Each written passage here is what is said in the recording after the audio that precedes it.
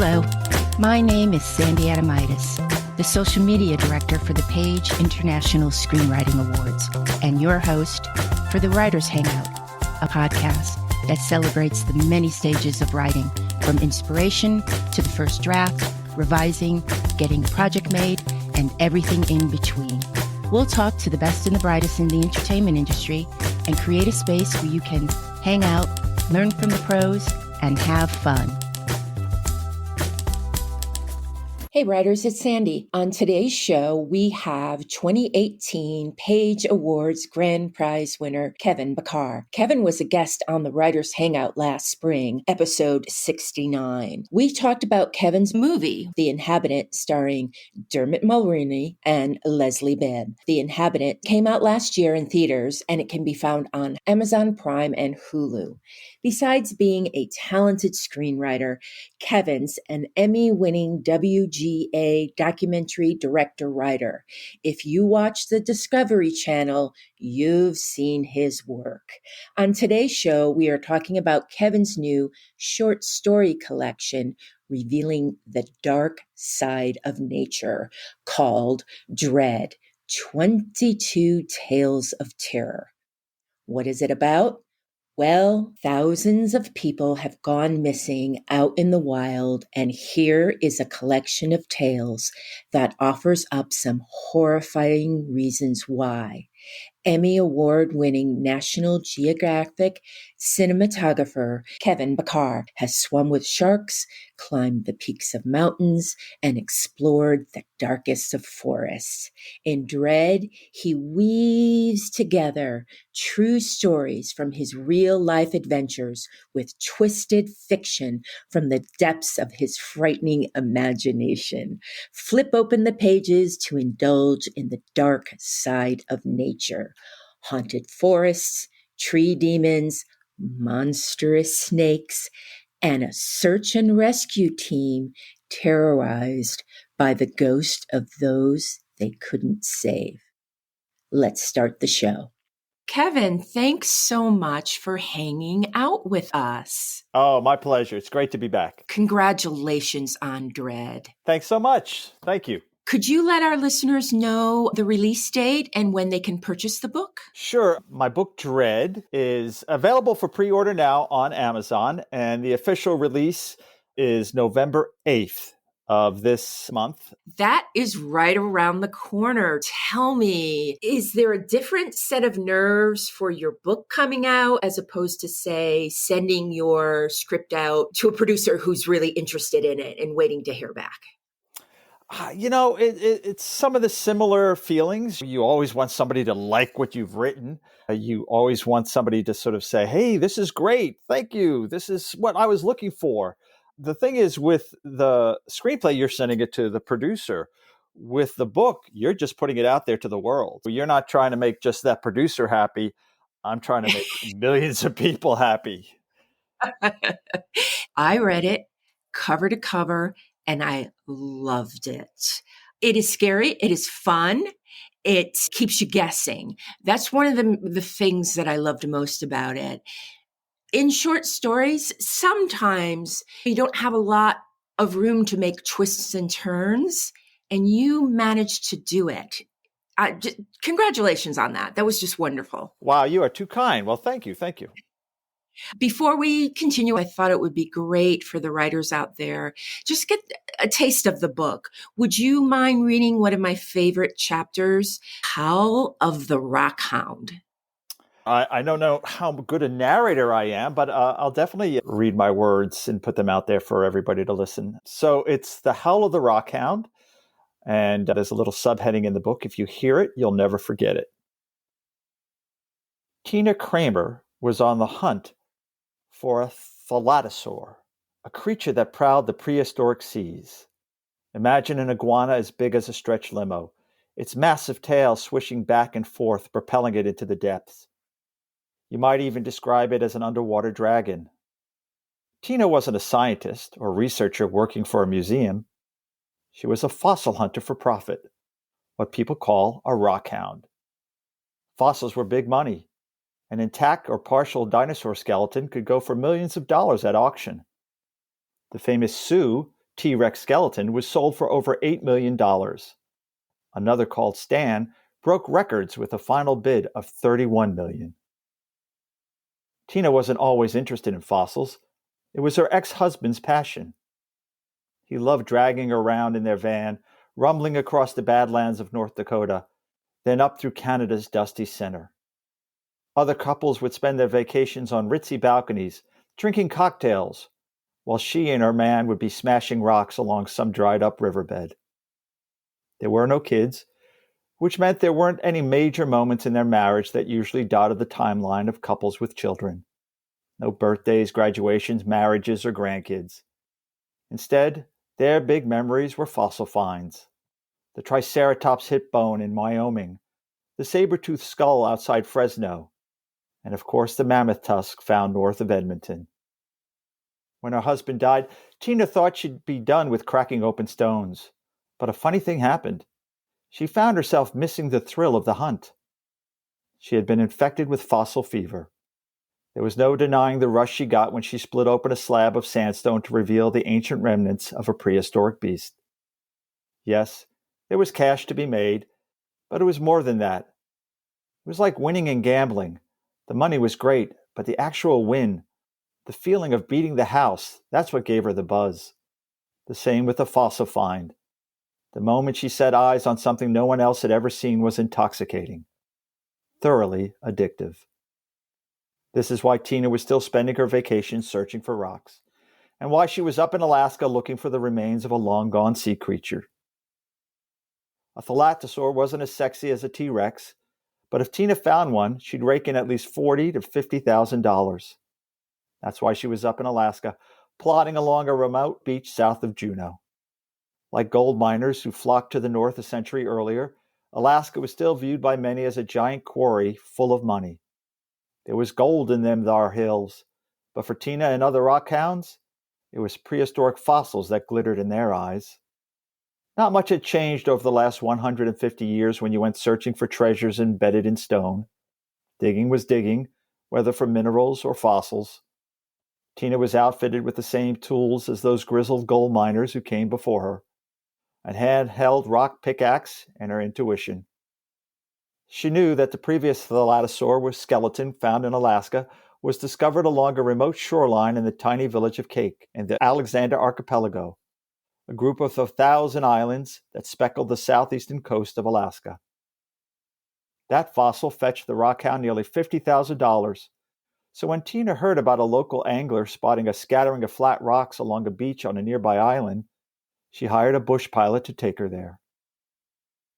He dropped her off along a beach on one of the uninhabited islets in the archipelago. It was so remote, it didn't even have a name. The pilot would meet back up with Tina 2 days later. Hopefully, she'd have found her prize and could start planning to retrieve it. She carried everything she needed in her pack: a tent, food, bear spray, and a satellite phone in case of emergency. Tina wasted no time as the small float plane buzzed back into the sky. She was dropped off about a mile from the promising fossil rocks. Tina marched along the shore, one eye on the waterline, the other on the tree line. She wanted to find her fossil, but she didn't want a bear to find her. Both the black bear and the behemoth grizzly called these islands home. And even though Tina held the bear pepper spray in her hand as she hiked, she questioned how effective it would be against the charging 500-pound mass of fur and fangs. She was reminded of the old joke about the difference between black bear scat and grizzly bear scat. Black bear poop will be full of berries and have a fruity scent, while grizzly bear poop will have human teeth and smell of hot peppers. There were no bears, but Tina did spot 2 bald eagles hopping along the mud-covered beach. She had timed her drop-off to low tide so there'd be as much exposed shoreline as possible. As Tina checked the map to pinpoint her location, she realized she was at the exact spot where the fishermen saw the possible fossil-laden rocks. Tina scanned the shoreline and spotted 3 flat stone, each the size of a mattress, about 100 yards out on the mudflat. It was promising, very promising. She stepped off the pebble-strewn beach and onto the soft, squishy soil that was usually underwater. The silt sucked onto her boots as she trudged out to the rocks, that would be hidden beneath the incoming tide in about 6 hours. Tina's goal was simple: get to the flat boulders and use her pickaxe to fleck away layers of stone. Hopefully, she'd reveal a skeleton embedded within the strata of rock. She took another step and everything changed. Her right leg went thigh-deep into the mud, followed by her left leg engulfed up to her hip. Tina was waist-deep into the muck. She tried to raise her right leg, pulling it up while leaning backward, but it was like a noose had wrapped around her ankle, and someone deep below the ground held onto the rope, pulling it taut. The same with her left foot. Tina stared at the reason she was there, the large flat rocks just 30 feet away. She knew they held the fossil inside them. It was a sixth sense all rockhounds had. Call it instinct or divination, but Tina was sure that if she reached those stones, she'd be able to coax out her prize with a couple of well-placed whacks with her pickaxe. This was some sort of cruel joke perpetuated by the gods and goddesses of nature, to be so close to her goal but denied the final pleasures. It made Tina angry. She violently wrenched her lower body, turning it to left, to right, corkscrewing it around, hoping to create a moment where she loosened up the cement-like mud. If she could manage a brief respite from the earth's grip, Tina might get a chance to escape, but no matter how she jerked her body around, nothing changed. As soon as she stopped her shimmy, the swishy mud settled and held her tight. Tina decided to change her course of action. She held the pickaxe in her hand and swung it out, plunging it into the mud in front of her, hoping to gain a hold and pull herself out. But the pointed tool couldn't catch onto anything but soft, dough-like dirt that offered no resistance. The pickaxe was useless. Even so, Tina tried it again and again and again. Her last swing brought about a scream, an angry release of frustration. The sound flared up into the air and was heard by no one. She next tried pushing down against the mud with both arms, hoping to give herself enough of a boost to lift her legs. Things got worse when she shoved her palms down, and they plunged into the muck, her arms disappearing up to her shoulders. Like her legs, they were now held in place by a ravenous suction that wanted to swallow her whole. Tina's body from her neck down was encased in the thick silt. She still held on to the pickaxe, but it was 3 feet below the surface and useless. She remembered her satellite phone, but it was in her backpack, and there was no way to reach it. Time passed. How long, Tina wasn't sure. The sun was behind a ceiling of gray, giving no glimpse of its movement in the sky. The mud wasn't pressing against her. It was just there, a thick, firm, mushy glue. A snort, followed by a short burst grunt, rose behind Tina. She twisted her neck almost to the point of snapping, trying to catch a glimpse of the animal attached to the sound. But she didn't need to see it to know what it was. A bear. Grizzly or black bear, it didn't matter. Tina knew both were curious creatures. Her head sticking out of the mud was a sight that any bear's snooping nature would find hard to resist. The claws of the animal scraped against the pebbled beach as it made its way towards Tina. The tiny smooth quartz stones let out a rattle with each footstep of the bear. The oncoming scenario played out in Tina's mind, and instead of terrifying her, it gave her hope. If she was lucky, maybe the bear would clamp its jaws on her shoulder. The teeth and bone-crunching bite would be painful, but if the bear pulled her out, she'd have a chance to survive. Her screaming or a fist to the nose would scare the animal away after it had pulled her free. Or maybe if she held onto the pickaxe and drove it into the eye of the bear, she'd cause it to retreat in agony. Yes, she'd be bleeding, and maybe near death from the bite, but she'd be released. It was a horrific form of hope, but it was hope. Another snort and grunt pierced the air. The bear was closer. And then there was a loud sloshing sound, followed by the bear letting out what could only be described as a whine. There was more sloshing and whining.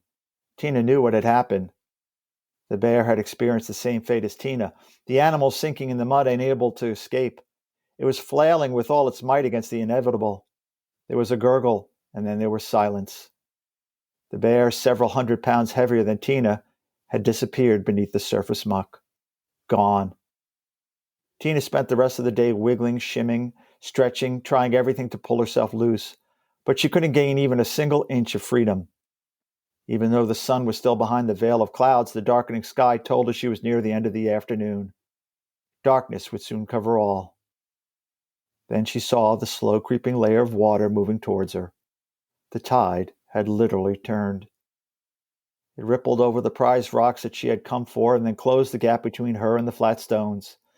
With her head at shore level, she was able to hear the waters that flooded the slick plain. Tina had been on countless beaches in her life, but she had never heard the tide like this before. Her ears were at ground level with the mud beach. It was like the sound you heard from a running toilet, an endless burble that grew louder and louder. The water wrapped around her neck. It was frigid when it reached Tina's chin. She gasped from the cold, damp touch of it. Another 20 minutes and it was at her lips, salty and full of silt. She spit it out and gasped for clean air. She let out a final scream, more like a howl, a single note that she held as long as she could. Tina realized that depending on the currents in the water, there was a chance her head would be covered in mud after the next set of tides before the bush pilot returned. Her presence would be lost to the muck. If they searched for her, they'd never find her body. Like the bear, she'd be completely buried. As the water entered her nostrils, rising into her brain, she imagined that in a million years, a future rockhound might be digging along some random beach in Alaska and split open a sandstone rock and find a very special fossil. Who knows? Maybe it'd be worth a couple $1,000s or more. As you were reading, I felt the same emotions. By the way, you can read the audiobook for your own book. A new career. Was there a Tina in your real life? Have you met someone like her, a fossil hunter? As you know, I write screenplays, had some success, had a few films sold, and one was released through Lionsgate called The Inhabitant. But I'm also a documentary film producer specializing in natural history. So if you watch National Geographic, Discovery, all those things, you've seen my work. I took a lot of what I learned out in the wild and what I've seen and what I filmed and kind of gave the natural world that I film a supernatural spin, or sort of gave it a spin towards the thriller horror end of things. And this story, The Howl of the Rockhound, is from a project I worked on called World's Most Treacherous Places. And we went all over the world looking at like avalanche zones and volcanic zones. And one of the places we looked at was this area in Alaska. There are a few of them, these mud flats where people do get caught and die. And one of the stories we did was on a woman who got caught just like Tina did in the story. And they tried to release her and they couldn't get her out and she died in the mud. My goodness. And it still happens. I mean, if you do the Google mudflat person trap death type of thing, you'll see stories come up. It does happen. And it's probably happened to somebody like Tina who nobody even found out what happened to them. Oh my goodness. Yeah. Have you ever experienced something like this? Of course, not to the extent of Tina, but out in traveling the wilds, have you stepped in quicksand? Is quicksand real? I don't even know. Quicksand is real. It's very rare, but it is real, but it's not like in the movies, and you can usually get out of it and make your way out. I have been in some really mud flats like this or swamps where I've lost shoes, and there were moments where like I had to have somebody help me. If that person wasn't there, it was a bit of like, how am I going to get out of this? So I didn't experience what Tina did, but I have been in mud flats and swamps where it is sort of like, oh, this is not a cool place to be. What inspired you to write Dread? A couple things. I started seeing short stories become a real currency in Hollywood. They've always been a part of Hollywood, short stories becoming films. Yes. But the last year or so, you saw it like ratchet up. And it happened. There was the famous story, Cat Person, which was in the New Yorker. And that's coming out as a film soon. There was the first sale after the strike recently was a short story sale. And right before the strike, there were a couple horror short stories that got sold. One was called The Occupant by an author named Victor Swister. And another one was I Am Not Alone by Chris Hicks. And that's starring Jessica Chastain. And those are posted on a Reddit site called No Sleep. And I was just seeing this and I was going, maybe short stories is something I should start working on as well. I always love short stories, whether Shirley Jackson's The Lottery or The Bus or any of Stephen King's or even Ernest Hemingway's short stories, like The Short and Happy Life of Francis Macomber. I love these stories. So I started saying, hey, maybe I should think of that. And I wrote one or two and then the strike hit. And suddenly I had all this time on my hand. I mean, May till October. What do you want to do? And I didn't want to write a novel. So I just started writing short stories saying, hey, sit down every day and get your 2,000 to 3,000 words out. And if you do that, you have a lot of stories. By the end of the strike, I had a bucket full of stories. And then it became a question of what did I want to do? You have this perfect storm of skills. You can write. You are an adventurer. You can tell stories. How did you figure out just to mix all of your talents? I didn't at first. At first, I just started writing thriller horror because my stories aren't a lot of gore. They're not a lot of people chasing people and with knives and chopping people up and stuff. They're more supernatural horror and thriller, as we just read, The Howl of the Rockhound. But I started writing a number of stories, and some I kept on writing ones that had this kind of natural history feel or took place out in the outdoors or had something to do with the outdoors, or whether it was somebody in a tent or whether it was somebody, our search and rescue team up in Mount Washington in New Hampshire. I started to see a pattern on every other story. And so that became, maybe I should put these together and form a collection that's based on the natural world, this interweaving between the natural world and the supernatural world. That's how it happened. And you succeeded. Thank you. Let's play Marry, Kill, Make into a Movie with Dread. Which chapter would you marry, your favorite? Which chapter would you kill, edit out of the book on the second printing? And which chapter would you make into a movie and why? Marry, kill, or make it to a movie. So in terms of which one I would marry, I really like a story called Branching Out. It's the last story. The character is a crotchety old guy who has somebody run their car into a tree on his front yard. Oh, right. They die, and then a sort of memorial start happening around the tree, people leaving candles, and he hates that. For some reason, that's the story that scares me the most, and sort of, because there's a part of me who could see me doing that. Not that I'm a crotchety old man, but it sort of scares me to death what happens to him. So that's the one I would marry. In terms of the one I would kill or get rid of, you're asking me what child I would give up. You're asking me to make a Sophie's Choice. I refuse. Okay. I will not put any of my children in, leave them on the street. Okay, let's think of it this way. Which one was the problem child?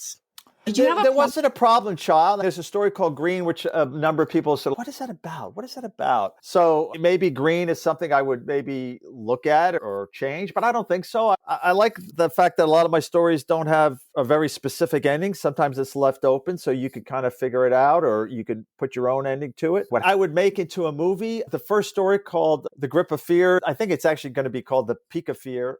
That actually came out of a screenplay I did write. So that's the one I think I would go for the movie.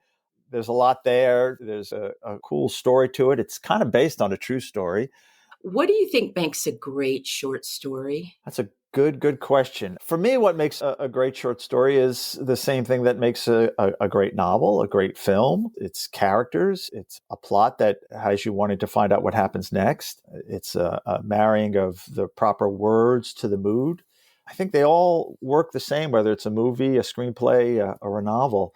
I think the key with a short story is making sure you have a character people can identify with and know something about. You might feel like because you're in a short story that you can't develop that character, give them something that the audience can hook onto. But like with that story I just read, The Howl of the Rockhound, hopefully you got a little sense of who Tina was and her life. And so by the end, you're hoping for her. You're wishing she would get out of there because you liked her. I think that's what makes a great short story. What do you think makes a great horror short story? I think it's the same things. Don't skimp on character. And it's trying to tap into some primal fears. I think like The Howl of the Rockhound, I think we all have a primal fear of being trapped, not being able to get away, whether it's stuck in mud or at your in-laws' Thanksgiving. There you go. What did you learn about yourself while writing Dread? I had written some prose, but I was a little unsure, and I realized you can translate what you do on a screenplay into prose. I think people might question sort of like, oh, it's so different writing a screenplay. But at the end of the day, words are words. And if you can craft a really great screenplay, I think you could craft a really good novel and vice versa. I think it's just getting over certain preconceived notions and pushing past that. But I think great writing is great writing, and I think it translates from short story to novel to screenplay. Could you please close us out by reading another chapter, this time your choice? I'll try to keep it shorter this time. There's a story, and it's called Heavy. And it's a little subtitle, "We all carry baggage, some heavier than others." The canyon was claustrophobic. Neil didn't like tight spaces, yet here he was hiking in the gorge. The rampart-like walls of orange stone squeezed in on either side. They nearly converged about 100 feet up, forming a thin slit of blue sky that swirled like a ribbon above him. At this time of day, it was a world of shade in the gorge, the sun in all its brightness framed from view. It was quiet, too. Hear your own heartbeat type quiet. There were no birds chirping or wind rustling through leaves down here. Neil was all alone, and there wasn't a sign of anyone else nearby.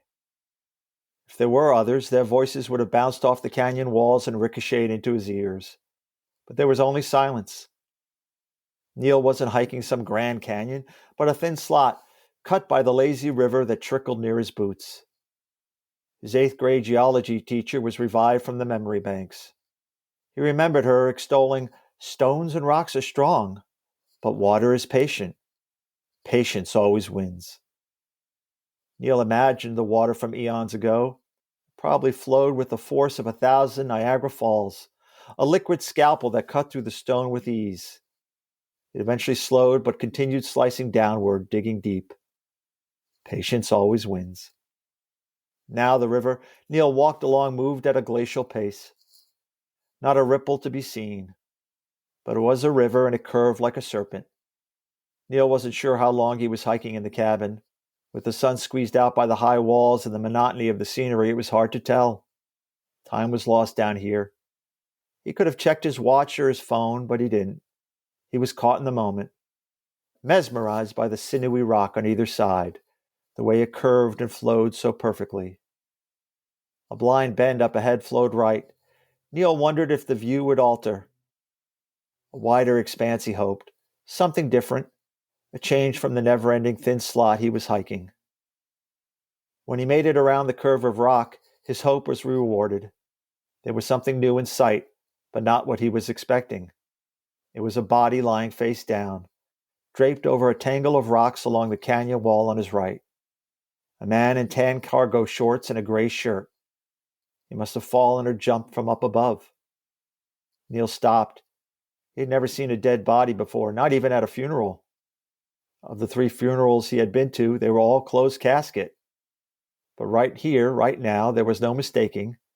A dead person was on the canyon floor, and were no more than 30 feet away. A thought flashed in Neil's mind. What if he isn't dead? Suddenly, the shock of the moment hit Neil. He raced towards the body, running along the sandy bank of the river, towards the rocks and... the dead man? Neil stood over the body. He didn't know what to do, so he yelled, "Hey!" The man in cargo didn't move. Another yell from Neil, and nothing happened. Neil looked up and down the gorge, hoping someone else was coming, but he was alone. Neil dropped to his knees. This time he reached out and nudged the man on his shoulder. He didn't yell this time, just a normal voice. "You okay?" Nothing. Neil then thought, his pulse. That's what he should do, check the man's pulse. He practiced on himself first. Neil took his index and pointer fingers from his right hand and placed them on his left wrist. There was a real reason Neil wasn't a doctor. He couldn't feel one thump of his own heart. He'd have to flip the body over and place his palm on his chest. Go right for the source. Neil reached out and scooped his hands under the man's torso and lifted, but nothing happened. The body didn't move. It was heavier than Neil thought, so he doubled his effort and heaved. Not even a nudge. Neil looked down, puzzled. The man wasn't obese. In fact, he was the same size as Neil. He was even wearing the same clothes as Neil. Tan cargo shorts and a gray t-shirt. Neil bolted up. He stood over the body, staring at it. The sneakers were the same as Neil's. They both had black hair. The same watch on the right hand. Neil staggered back, trying to understand. He looked down the canyon from where he came. There were no footprints along the sandy bank he had just run along. Thoughts rushed in, but nothing made sense. He screamed out, "Help!" He didn't hear an echo, no reverb of his voice. Neil's mind fogged, confusion reigned. He walked away from the body and headed up the gorge. hiking. He needed time to think, just a few moments to put the pieces together. He'd figure it out. Patience always wins. That's a wrap for the Writers Hangout. Thanks so much for listening. If you enjoyed the show, please subscribe, like, and thrive. Till we get to hang out again, keep writing. The world needs your stories. The Writers Hangout is sponsored by the Page International Screenwriting Awards. Executive producer, Kristen O'Verne. Producers, Terry Sampson and Sandy Adamitis. Music by Ethan Stoller.